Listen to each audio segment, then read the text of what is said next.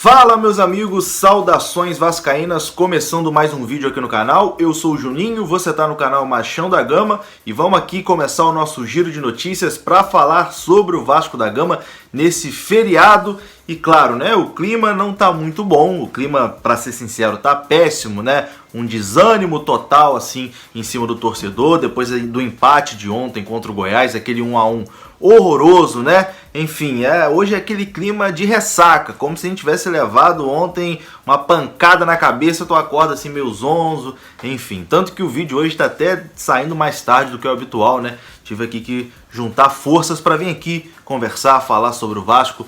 Não pode deixar o barco afundar, né? Vamos aqui tocar o nosso barco e continuar falando do Vasco da Gama. Então, se você gosta aqui do canal, gosta de mim, deixa aí o like no vídeo, se inscreva se for a sua primeira vez, a sua inscrição é importante. E vamos aqui que hoje tem muita coisa importante para falar, né? Uma semana decisiva no Vasco, tem jogo decisivo de Copa Sul-Americana no meio da semana e tem eleição no final de semana. Então, uma semana realmente muito quente no Vasco. A gente vai comentar um pouquinho sobre isso depois da vinheta.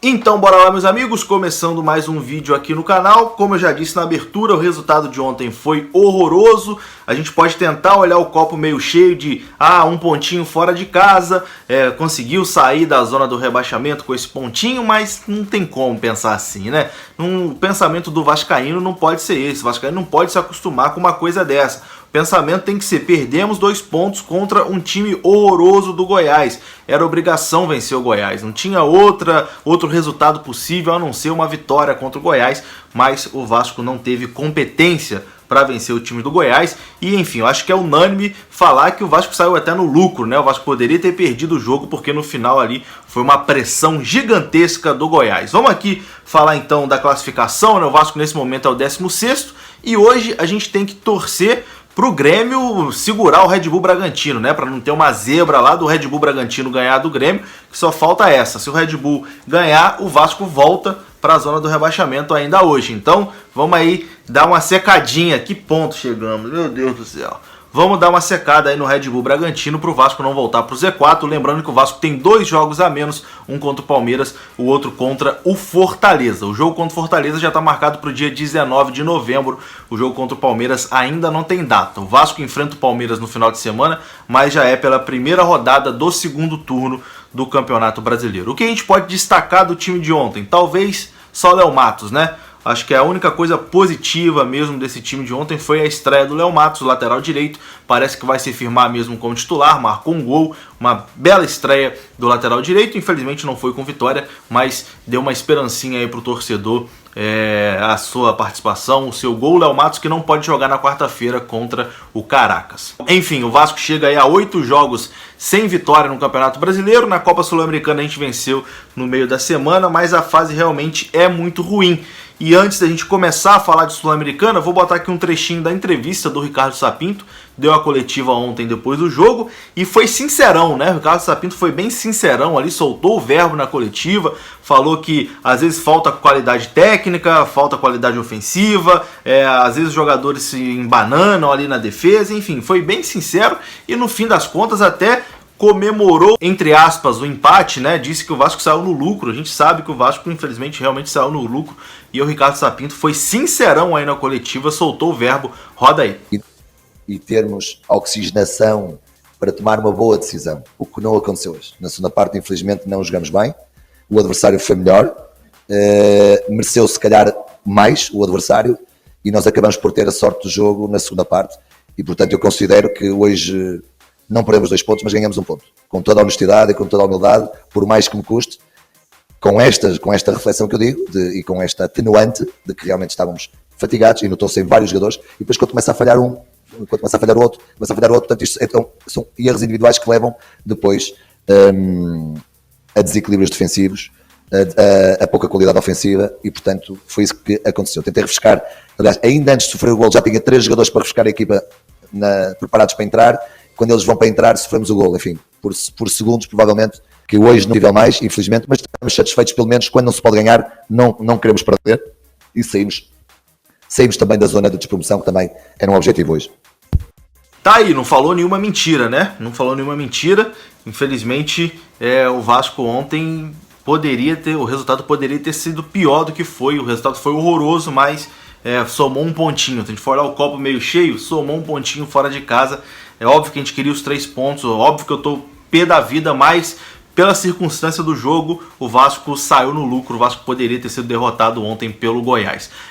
O Ricardo Sapinto também explicou a escolha dele por ter deixado o Benítez no banco, né? O Benítez, que a gente esperava que fosse titular, o Vasco ontem entrou ali sem muita criatividade. E aí depois que o Thales se machucou ali no primeiro tempo, que o Vasco perdeu o Thales, o Vasco não tinha mais ali ninguém com mínimo de qualidade pensante no time, vamos dizer assim. Tinha um monte de jogador esforçado, mas qualidade técnica não tinha. Então, ele explicou por que deixou o Benítez no banco de reserva, né? Questão física, ainda não está 100%, e provavelmente que o Benítez também não aguente 100% contra o Caracas no meio de semana. Então, veja aí o treinador falando sobre o Benítez. É verdade, o Benny veio de uma lesão que ainda não está a 100%, portanto, temos que integrá-lo de forma progressiva em competição. Ele hoje já teve direito a minutos, não sei se para quarta-feira estará a 100% também ainda, mas com certeza ou entrando, ou começando de início, ou entrando no jogo, vai poder ajudar uma parte pelo menos, porque para 90 minutos penso que ele ainda não está preparado. No entanto, é bom já tê-lo de volta e ter outra solução. Eu acho que nesta altura o nosso maior adversário, a única coisa que me preocupa é recuperar bem a equipa para o jogo, para essa final que vamos ter na quarta-feira. Esta equipa tem sofrido um desgaste muito grande em termos psicológicos.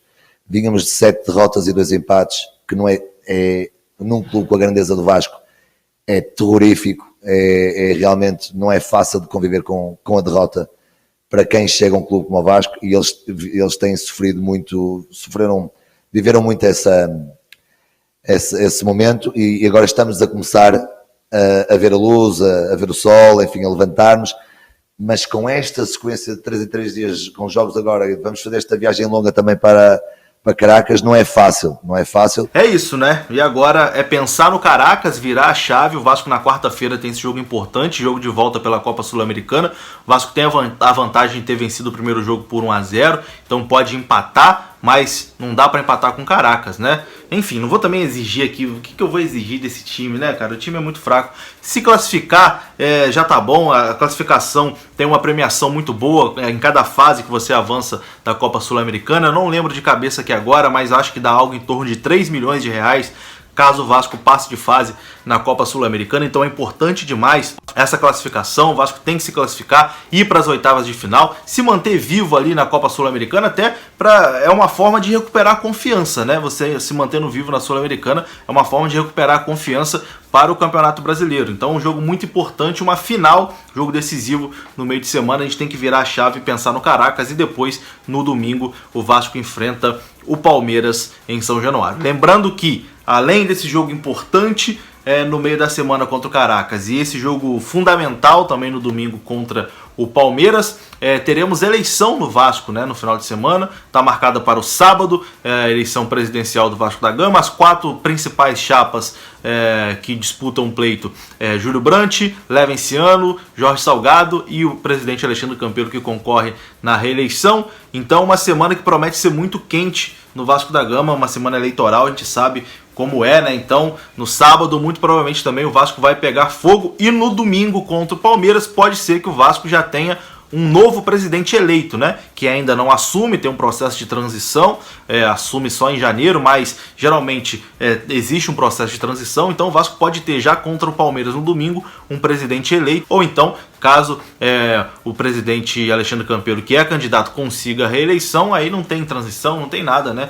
A coisa continua aí com a gestão dele. Então uma semana muito importante aí também politicamente no Vasco da Gama, e claro, a gente vai tentando trazer as informações aqui durante a semana. E eu vou ficando por aqui, desculpa aí o atraso no vídeo de hoje, né, mas acho que todo mundo entende que realmente é um pouco desanimador, né, falar de Vasco, tá todo mundo naquela ressaca ainda da partida de ontem. Tamo junto, um grande abraço, se gosta do vídeo deixa o like, se inscreva aí e até a próxima, fui!